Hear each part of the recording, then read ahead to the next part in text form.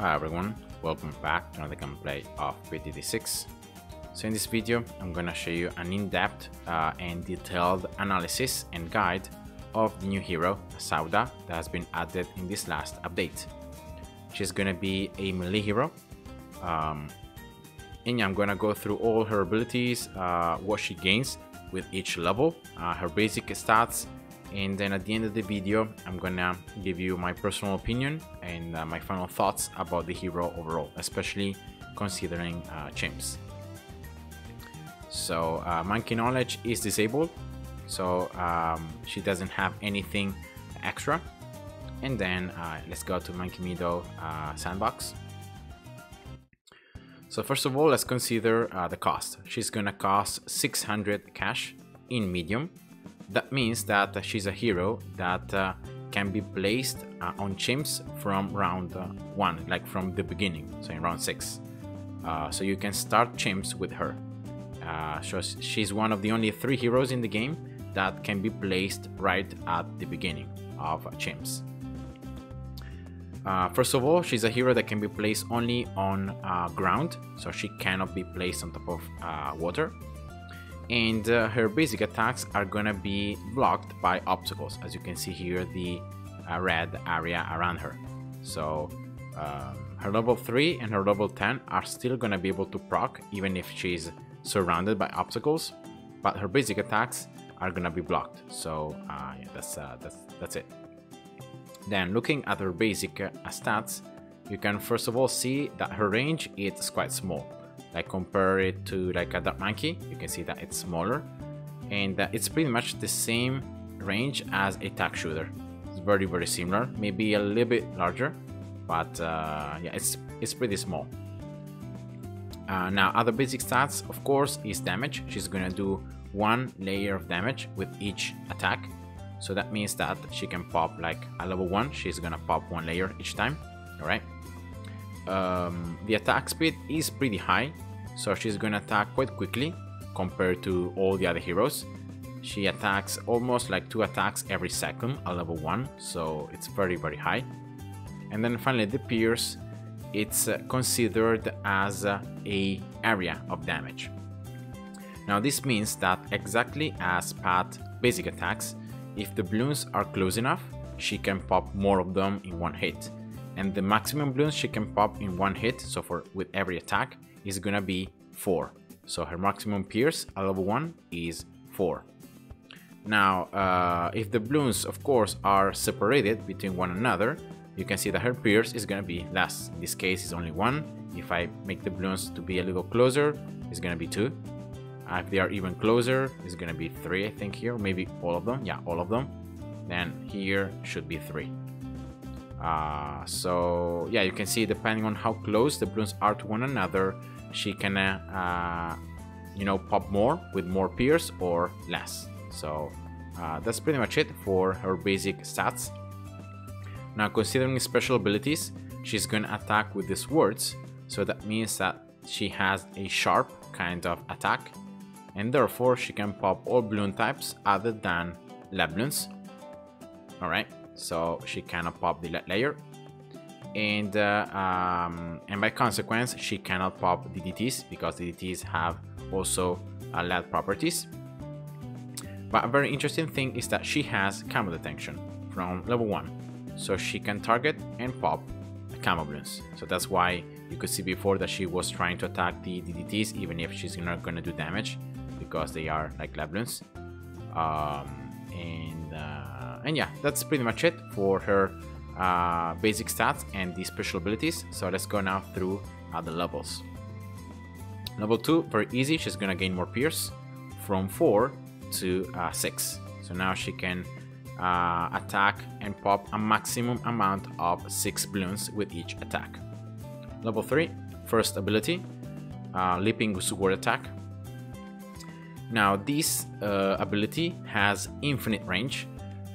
So that means that whenever she's placed, when the balloon is completely inside the path, you can keep on using this ability over and over and over again. So I'm gonna just show it to you now. So here I'm just resetting the cooldown so that you can see that other than the animation, she just can keep on using it. Even if the balloons are outside her range, or if they are, it doesn't matter. Now another important thing is that when she uses this ability, she's gonna leave behind these swords in the ground, and these swords are gonna do damage. So they're gonna stay in the ground for like 4 to 5 seconds, and they're gonna do damage. So all the balloons are gonna go through these blades, are gonna receive damage. Then level 4, more damage. So now she's gonna do 2 layers with each attack. Now another thing that I forgot to say is that when she attacks mob class balloons, because she has double sword, she's gonna do double damage to mob class balloons. So if like to a like a pink, she's gonna do in this case 2 layers with each attack. To a mob, she's gonna do 2 layers each time. So here, if I reset the popping, you can see here wait, did I count wrong here? Oh yeah, because it's 2 layers with each blade, so 2 times 2, because the blades are 2, it's 4. So she's doing 4 layers to the mob, as you can see here. So it's 4. All right. So that's why she's doing like double damage to mob class balloons. And then level 5, more attack speed. She attacks, I think it's like 1 extra attack per second, so it's like now almost 3 attacks per second. Level 6, more range and more pierce. You could see there the increase in terms of range was pretty much of like 2 to 3 units. All right. And then more pierce, so now her maximum pierce is 8. So she can pop up to 8 balloons with each attack. Level 7 is very, very strong, because she's gonna do extra damage when the balloons are stunned.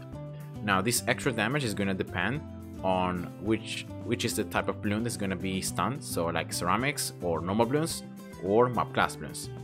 If it's a mob class balloon that gets stunned, the increase in the damage is gonna be 6 times. So she's gonna do 6 times more damage to like when attacking mobs that get stunned. So here I'm gonna spawn a, oh my god, wait, not 1 here, not 8 but just 1. So check out her damage. So she's gonna do like 4 layers, right? And then see how much more damage she's gonna do when the Zomagat is gonna be stunned. So see here the 4 layers. Now look, when the Zomagat is stunned, she starts doing 24 layers of damage. So that is 6 times more damage. And this only scales up. So as she gains more basic attack, she's gonna do even more and more and more damage to the balloons that are stunned. If the balloons are only like normal balloons, all right, so here I'm gonna spawn, I don't know, like a 45 ceramic, all right, you can see that she gains only I think it was 13 layers, or like, let me just check out again here.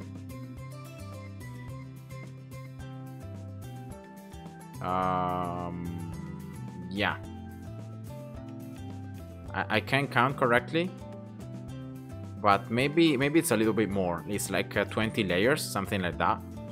But it's still pretty considerate, you know, considering she was only doing 4 layers here, and then she's doing more.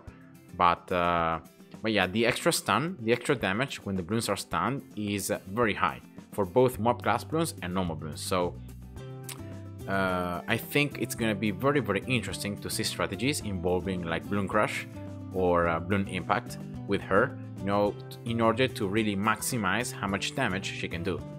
So yeah, I think also balloons can be stunned in other ways. Maybe Absolute Zero in Snowstorm counts as a stun, or maybe it's just as low. And also, for example, the heli effect from Mob Shop, I think this is more of like an impairment, like a slow, more than a stun. But yeah, it's gonna be interesting to really see strategies with her, you know, really exploiting her level 7. Now moving on, level 8, more attack speed, right? So that's like, I think now she attacked like 4 attacks each second. Level 9, 3 layers of damage, so now she can one-hit greens. And she's also now gonna cause a damage over time effect.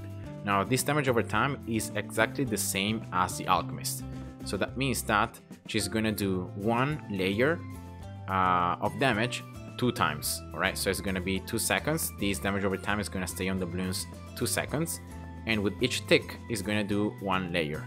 So it's gonna be at the end a total of 2 extra layers of damage. Instead, to mob class balloons, this damage over time is increased to 20. So she's gonna do 20 layers of with the damage over time. I'm gonna just show it to you now. See this PFE. Maybe yeah, she's gonna attack it. All right. When she stops attacking it, you can see the damage over time here. Right, so see here, 94, 100, 614, and then it stops. So it was an extra 40 layers, and then the damage over time just disappears. Level 10, her second activated ability, Sword Charge. And again, this ability has she can use it in the entire map, and you know, she doesn't have to be in range of the balloons to use it. And she's gonna just start from the very end. She's gonna do the entire path on the opposite way, and she's gonna damage all the balloons in the way. Now this attack is gonna do 20 layers of damage, no matter if there are normal balloons or mob class balloons. So normal class balloons are going to be receiving 20 layers of damage, normal balloons also 20. So that means that pretty much this is enough to like one shot. Oops. I'm gonna just place her right here, right? So you can see that this works even if she's not in range. But this is enough to like one shot a ceramic because it's 20 layers, all right? And that's pretty much her level 10.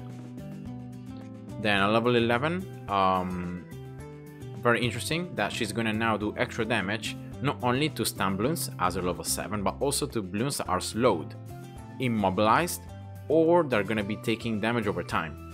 So this now increases her damage only by 10 layers, so it's not like 6 times as it was for a level 7, alright? But it's pretty good still, you know, doing an extra 10 layers of damage to these balloons. And the cool thing is that you can proc these 3 effects in many ways. Like remember, like mob the stun of the bomb, then the knockback from the boomerang, the slow from the glue gunner, mob shove, the damage over time from the Alchemist, the damage over time from the mortar, and all the other damage over time effects that we have in the game. So there are many different ways to proc these extra 10 layers of damage, and yeah, it's very nice. So I think the easiest way to proc it is just with an Alchemist. Like you just need to place an Alchemist, and that's already enough to proc this extra damage. And I'm gonna show you again here against the 8 oh my god. Now in this case, I'm gonna place the Alchemist down here so you can see first the damage is gonna do without the damage over time, and then the damage with over time. So when the Alchemist attacks, you can see here that she's doing now 10 extra layers. And yeah, that's pretty much it. Level 12, her level 3 is increased. So now with a level 3, you're gonna do 200 damage. This increases only the damage from the leaping attack. So the damage over time that the blades are gonna cause, like the damage, sorry, that the blades are gonna cause to the balloons that get through, is gonna still be the same. All right. So only the leaping attack is has 100 extra layers of damage. Level 13, she's gonna gain 1 extra layer of damage with the basic attack. So now she can one-shot yellows.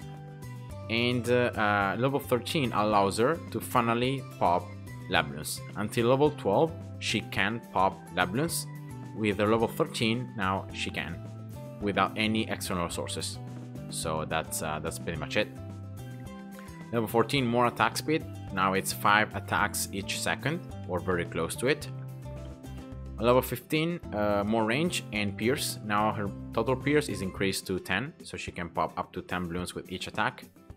And also her range, I didn't show it, in detail, but it's a slightly less increasing range compared to like her level 6. So it's like, again, like 2 units, alright? Now, unfortunately, Bloom Bleed, it says here that Bloom Bleed deals more damage. Now, I've tried it, and unfortunately, it deals the same amount of damage. So I think this is maybe bugged, or it's not working as intended. So this is not working right now. So you're still doing 1 layer per tick to normal Bloons, and 20 layers per tick to mob class Bloons. So it's pretty much the same damage as it was before. Level 16, her level 10 deals more damage, and from 20 layers of damage, now you do 120. So it's, again, a boost of 100 layers of damage when you use her level 10. Level 17, she gains 7 layers of damage, so now she can one-shot zebras, pretty much. You can see a rainbow is not going to be one-shot. Yeah, that's pretty much it. Level 18, she increases even further the attack speed. Now, I don't know how much this is, but this is very, very fast. I'm gonna just spawn here Oh My God, so that you can see like just how fast the attacks are. But it's insanely fast. Like, look here, you can even see sometimes the animation, like how quickly she's attacking. Yeah, it's insane. And level 19, you're gonna do extra damage now to regrow, fortified, and camo Bloons. And I'm gonna just spawn here a fortified camo ceramic, so you guys can see like how quickly she's gonna destroy it. Of course, this is round 1. She pretty much 2-shot it, so 1 and 2 hits, and that's pretty much the Bloon gun. If we can just check here the damage, you can see that she dealt 114 damage with 2 attacks. So that's insane. And of course, on later rounds, for example, like if I place here like round 100, these 45 ceramics are going to have a lot more of HP, so it's not going to be that easy to one-shot them. But still, you see there, 128 layers with, I think it were like 4 or 5 attacks. So still, you know, it's pretty good in my opinion. And then finally, her level 20, last level. Her level 20 is buffed. Now she's gonna, when you use it, she's gonna swipe the path 3 times.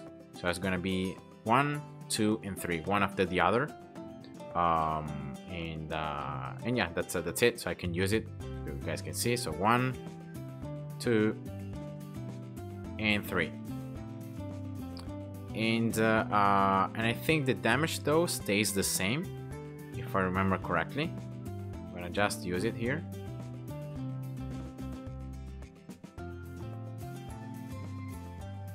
Yeah, it's 120 each time.